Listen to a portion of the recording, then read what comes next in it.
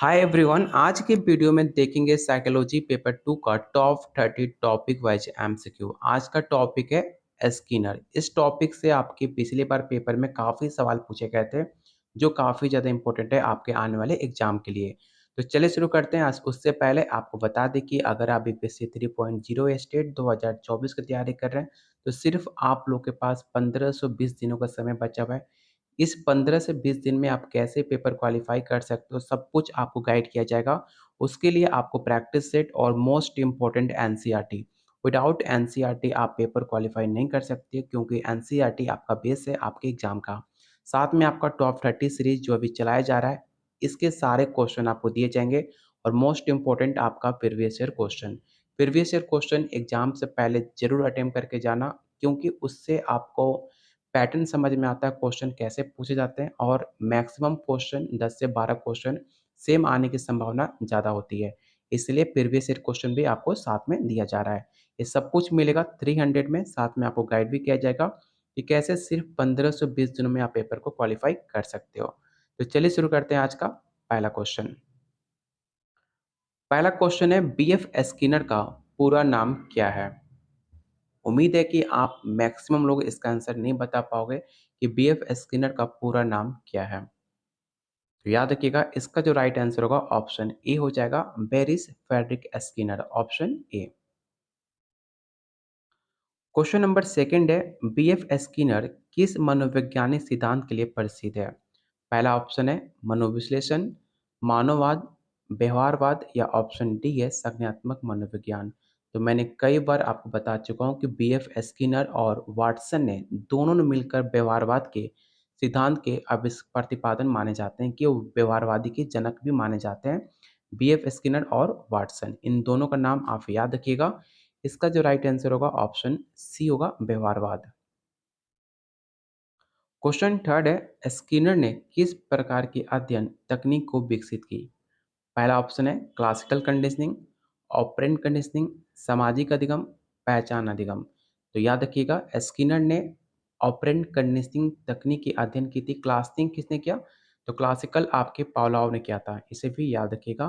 Classical conditioning Pavlov साहब ने किया था। ऑपरेंट कंडीशनिंग जिसे आप हिंदी में पुनर्बलन सिद्धांत के नाम से भी जानते हैं, रीफोर्समेंट सिद्धांत के नाम से जानते हैं। एक के बहुत सारे नाम हैं, जैसे कि रीफोर्समेंट, ऑपरेंट, पुनर्बलन, ये सब आपके स्किनर का सिद्धांत का नाम है। तो इसका राइट आंसर ऑप्शन बी हो जाएगा। अगला क्वेश्चन काफ़ी आसान है। आपको बताना है कि स्किनर बॉक्स क्या है? एक प्रकार का परीक्षण है, एक प्रकार की रिहाई है, एक प्रकार की प्रयोगशाला उपकरण है या ऑप्शन डी एक प्रकार की सजा है। तो क्वेश्चन 4 का जो राइट आंसर होगा ऑप्शन सी हो जाएगा, एक प्रकार का प्रयोगशाला उपकरण माना जाता है। क्वेश्चन नंबर 5 आपको बताना है कि बीएफ स्किनर किस प्रकार की प्रक्रियाओं का अध्ययन किया करते थे? पहला ऑप्शन है अवलोकनात्मक अधिगम, क्लासिकल कंडीशनिंग, सकारात्मक और नकारात्मक सदिकरण या ऑप्शन डी है संज्ञानात्मक विकास। तो आपको बताना है इसका राइट आंसर क्या होगा। तो याद रखिएगा, इसका राइट आंसर ऑप्शन सी हो जाएगा, सकारात्मक और नकारात्मक शुद्धिकरण, ऑप्शन सी। क्वेश्चन नंबर 9 है, नकारात्मक शुद्धिकरण का क्या अर्थ है? पहला ऑप्शन है सजा देना, अवांछित व्यवहार को समाप्त करना, अवांछित उत्तेजना को हटाना या ऑप्शन डी है सकारात्मक प्रतिक्रिया देना। इस क्वेश्चन को आप most important question tick out कर लेना क्योंकि इसमें आप कंफ्यूज हो सकते हो। याद रखना कि जो नकारात्मक शुद्धिकरण है उसका अर्थ होता है अवांछित उत्तेजना को हटाना, ऑप्शन सी। अगला क्वेश्चन है, बीएफ स्किनर ने अपनी अवधारणाओं को प्रस्तुत करने के लिए किस उपकरण का उपयोग किया था? स्किनर बक्स, पावलोव की घंटी, बंडूरा की गुड़िया, पियाजे का ब्लॉक। तो काफ़ी आसान क्वेश्चन है। जस्ट हमने पढ़ा था कि बीएफ स्किनर ने अपना प्रयोग स्किनर बॉक्स पे किया था, पावलोव ने अपना प्रयोग कुत्ते पे किया था, बंडूरा ने अपना प्रयोग गुड़िया पर किया था जिसे सामाजिक बच्चों उसे देखकर उसके पैटर्न सीख पाएँ। पियाजे ने अपना प्रयोग ब्लॉक पे किया था। ये सब इंपॉर्टेंट क्वेश्चन है, इसे भी आप याद रखिएगा। अगला क्वेश्चन है, स्किनर ने बच्चों के व्यवहार को आकार देने के लिए किसका समर्थन किया था? इस क्वेश्चन को आप याद रखना, ये सवाल आपके स्टेट के लिए काफ़ी ज़्यादा इंपॉर्टेंट है। पहला ऑप्शन है प्रशंसा और पुरस्कार, डर और सज़ा, शारीरिक दंड या ऑप्शन डी है सामाजिककरण। तो इसका राइट आंसर ऑप्शन ए हो जाएगा प्रशंसा और पुरस्कार। स्किनर का मानना था कि व्यवहार को कैसे नियंत्रित किया जा सकता है? जन्मजात प्रतिभा के द्वारा, पर्यावरणीय कारकों के द्वारा, आनुवंशिक कारकों के द्वारा या ऑप्शन डी है सामाजिक मानदंडों के द्वारा। तो याद रखिएगा स्किनर ने कभी भी आनुवंशिक को लेकर या जन्मजात को लेकर कभी भी इस पे अपना मतलब उस पे ज़्यादा गौर नहीं किया था। उनका कहना था कि जो आपका एनवायरनमेंट है, सब कुछ उस पे डिपेंड करता है कि आप बच्चे को कैसा बनाना चाहते हो। जैसे भी आप एनवायरनमेंट में रहते हो, बच्चा आपका वैसा बन जाता है। तो इसका राइट आंसर ऑप्शन बी हो जाएगा। क्वेश्चन नंबर 10, स्किनर ने अपने कार्यों में किस प्रकार की अनुसाधन विधियों का उपयोग किया था? पहला ऑप्शन है नैदानिक अध्ययन, प्रयोगात्मक अध्ययन, क्षेत्र अध्ययन या ऑप्शन डी है केस स्टडी। तो क्वेश्चन 10 का जो राइट आंसर होगा ऑप्शन बी हो जाएगा। स्किनर के अनुसार शुद्धिकरण का प्रभाव क्या होता है? इस क्वेश्चन को विवेक क्वेश्चन टिक आउट करना और आप बता सकते हो शुद्धिकरण का प्रभाव होता क्या है। पहला ऑप्शन है व्यवहार को कमजोर करना, व्यवहार को मजबूत करना, व्यवहार को बदलना या ऑप्शन डी है व्यवहार को समाप्त करना। तो इसका राइट आंसर ऑप्शन बी होगा व्यवहार को मजबूत करना। क्वेश्चन नंबर 12, सकारात्मक शुद्धिकरण का उदाहरण क्या हो सकता है? पहला ऑप्शन है पुरस्कार देना, सज़ा देना, ध्यान हटाना या ऑप्शन डी या अवहेलना करना। तो काफ़ी आसान क्वेश्चन है जो आपका पॉजिटिव शुद्धिकरण होता है, किसी को पुरस्कार देना, किसी को मोटिवेट करना, ये सब आपके सकारात्मक शुद्धिकरण का उदाहरण है। तो इसका राइट आंसर ऑप्शन ए हो जाएगा। अगला क्वेश्चन काफ़ी आसान, काफ़ी इम्पोर्टेंट और कई बार आपने पढ़ा होगा कि स्किनर ने अपना प्रयोग किस जानवर पर उपयोग में किया था? कुत्ते, बिल्लियाँ, चूहे और कबूतर और बंदर। तो याद रखिएगा कुत्ते पे पावलोव ने किया था, बिल्ली पे थॉर्नडाइक ने किया था, चूहे और कबूतर पे स्किनर ने किया था और बंदर पे किसने किया था? तो बंदर नाम का एक चिंपांजी था जो कोलरबर्ग ने किया था। ठीक है, तो इसका राइट आंसर क्या होगा? तो ऑप्शन सी होगा चूहे और कबूतर। और जितने भी मैंने प्रयोग बताए, कौन वैज्ञानिक ने किस पे प्रयोग किया था, वो सब नाम याद रखना, आपके एग्जाम में पूछे जा सकते हैं। तो क्वेश्चन 13 का जो राइट आंसर होगा ऑप्शन सी होगा। और आप लोगों से रिक्वेस्ट है, जिन्होंने अभी तक वीडियो को लाइक नहीं किया तो प्लीज़ वीडियो को लाइक करना, क्योंकि ऐसे कंटेंट बनाने में हमें काफ़ी एफर्ट लगाना पड़ता है, काफ़ी मेहनत करनी पड़ती है। तो जब आप वीडियो को लाइक शेयर करते हो तो हमें काफ़ी मोटिवेशन मिलता है आप लोग के लिए डेली ऐसी बेहतरीन एमसीक्यू लाने के लिए। और आप बता सकते हो अगला वीडियो किस टॉपिक पे आप देखना चाहते हो।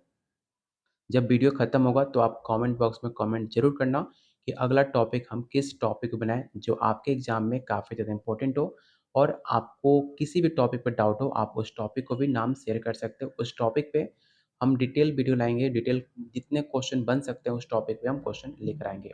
तो बस वीडियो को लाइक शेयर करते रहो और वीडियो के कमेंट के बाद अपना फ़ेवरेट टॉपिक या कोई भी टॉपिक में डाउट हो, आप मेंशन ज़रूर करना। हमारे पास अभी 2 टॉपिक है, एक आपका अधिगम और दूसरा पॉवलॉव। अगला वीडियो अधिगम पे होगा क्योंकि अधिगम से आपके पेपर में काफ़ी सवाल पूछे गए हैं। तो अधिगम एक काफ़ी इम्पोर्टेंट टॉपिक है। तो इस टॉपिक से मेरा कोशिश है कि 40 से 50 क्वेश्चन कराऊँ क्योंकि टॉपिक काफ़ी ज़्यादा इम्पोर्टेंट है। क्वेश्चन नंबर 14 पे चलते हैं। आपको बताना है कि प्रभाव का नियम किसने प्रतिपादित किया है? मैंने आपको कई बार बता चुका हूँ इफ़ेक्ट ऑफ थ्योरी, ठीक है? आपको बताना है कि प्रभाव का नियम किसने प्रतिपादन किया है? पहला ऑप्शन है थॉर्नडाइक, ऑप्शन बी है वाटसन, स्किनर और ऑप्शन डी है फ्रायड। तो याद रखिएगा इसके प्रतिपादन आपके थॉर्नडाइक को माना जाता है। ऑप्शन ए आपका राइट आंसर होगा। थॉर्नडाइक ने 3 नियम बताए थे, तत्परता का नियम, प्रभाव का नियम और एक अभ्यास का नियम। ये 3 आपके नियम है, इसे याद रखना। पहला तत्परता का नियम, अभ्यास का नियम और प्रभाव का नियम। ये तीनों नियम आपके थॉर्नडाइक द्वारा दिया गया नियम है। अच्छा, मुझे तो बता सकते हो जैसे वाटसन, स्किनर आपके व्यवहारवादी हो गए, फ्राइड्स आपने नाम सुना होगा मनोविश्लेषण के प्रतिपादन माने जाते हैं। इस सब ऑप्शन को देखकर जितने भी क्वेश्चन याद आते हैं, सब कुछ आपने मन में एक बार रिकॉल कर लिया करो। ऐसे करने से आपको सारे पहले के क्वेश्चन आपको रिवाइज़ हो जाते हैं और आपको लगता है कि आप जो भी आपने पहले क्वेश्चन किया है, आपको याद है। क्वेश्चन नंबर 15 है, स्किनर के अनुसार लगातार शुद्धिकरण की तुलना में अंतरायिक शुद्धिकरण का क्या लाभ है? पहला ऑप्शन है, ये व्यवहार को जल्दी बढ़ाता है, ये व्यवहार को अस्थायी बनाता है, ये व्यवहार को कमजोर करता है, या ऑप्शन डी, ये व्यवहार को समाप्त करता है। तो इसका राइट आंसर ऑप्शन बी हो जाएगा, ये व्यवहार को अस्थायी बनाता है। अगला क्वेश्चन है, स्किनर के अनुसार सजा का प्रभाव क्या होता है? अवांछित व्यवहार को समाप्त करना, अवांछित व्यवहार को बढ़ाना, अवांछित व्यवहार को रोकना, या उस व्यवहार को अस्थायी बनाना। तो क्वेश्चन 16 का जो राइट आंसर होगा ऑप्शन सी हो जाएगा। अगला क्वेश्चन है, शुद्धिकरण कार्यक्रम में कौन सा प्रकार नहीं आता? इस क्वेश्चन को विवेक क्वेश्चन टेक आउट करना। पहला ऑप्शन है निश्चित अनुपात, निश्चित अंतराल, चर अनुपात, या ऑप्शन डी अप्रत्याशित पुरस्कार। ऐसे हर क्वेश्चन काफ़ी इंपॉर्टेंट होते हैं, लेकिन उसमें से जो मुझे लगता है कि क्वेश्चन काफ़ी इंपॉर्टेंट है, मैं आपको बताता हूँ। तो इसका मतलब ये नहीं है कि आप बाकी क्वेश्चन को इग्नोर कर दो और जो मैं कहता हूँ इंपॉर्टेंट है उसे आप सिर्फ टिक आउट करो। हर एक सवाल काफ़ी इंपॉर्टेंट है, इसीलिए मैंने प्रैक्टिस सेट में शामिल करता हूँ। तो सारे क्वेश्चन को आप बार-बार प्रैक्टिस करना। अगर आप इसका पेड नोट्स आपने लिया है अगर, तो आप मुझे मैसेज कर सकते हो, ये सारे क्वेश्चन आपको शेयर कर दिए जाएँगे अगर आपने पेड नोट्स लिया है तो। क्योंकि आपके एग्ज़ाम तक मैंने पहले भी कहा था कि जब तक आपके एग्ज़ाम नहीं हो जाते, जितने भी आपको एमसीक्यू कराए जाएँगे, सारा आपको दिया जाएगा। तो अगर आपने पेड नोट्स लिया है तो आप मुझे व्हाट्सएप कर सकते हो। आपको ये नोट्स, ये सारे क्वेश्चन आपको शेयर कर दिए जाएँगे, जिससे आप बेटर प्रैक्टिस कर पाओ अपने एग्ज़ाम के लिए। क्वेश्चन नंबर 18 है, स्किनर के अनुसार शिक्षा में शुद्धिकरण का उपयोग कैसे किया जाना चाहिए? लगातार सजा देना, सकारात्मक व्यवहार को पुरस्कृत करना, नकारात्मक व्यवहार को नज़रअंदाज करना, या ऑप्शन डी है ए और सी। तो इसका राइट आंसर होगा ऑप्शन बी। जो भी आंसर डी टिक आउट करेंगे, याद रखना उसका राइट आंसर गलत हो जाएगा। राइट आंसर होगा सकारात्मक व्यवहार को पुरस्कृत करना, ऑप्शन बी।